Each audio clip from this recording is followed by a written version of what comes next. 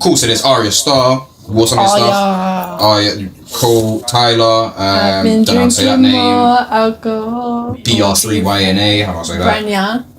Amazing. That May was Muller. May Muller did have for Brighton Pride.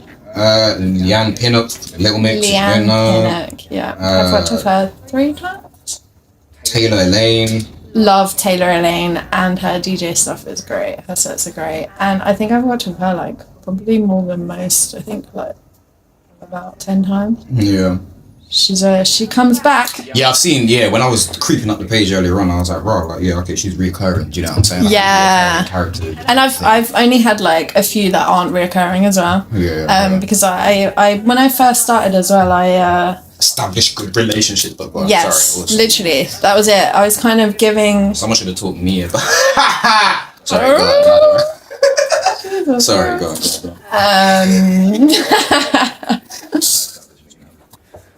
I don't remember what I was saying. Establishing good relationships with people when you first started. Yeah, so I was in the first year when I moved to London, I was doing a lot of customs for free, because I knew that if I did something for free, that person would like it, would build incentive, and they would come back. So everyone that I did do a custom for free for has come back. Yeah. Sometimes you gotta know how to cut money to make money, if that makes sense. Yes, I think a lot of people don't definitely. get that. Sometimes I've had to learn about that as well. But sometimes you gotta know when to extend your services in a certain type of way.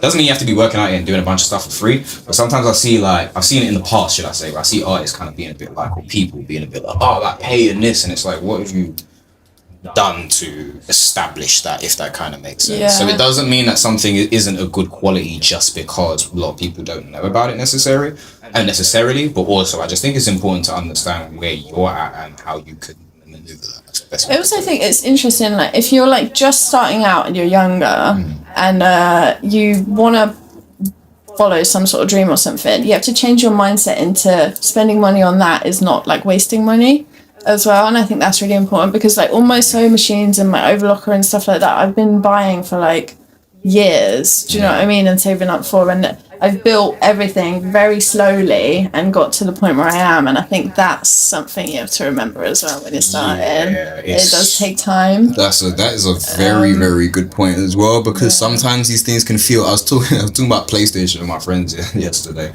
It's really random. They were talking about putting like an internal hard drive in the PlayStation, and long story short, I was like, how much is it? He's like, £180. And I'm like, it's a great investment, but it doesn't feel tangible. Yeah. Sometimes things just don't feel very tangible, like even though they're definitely worth the investment.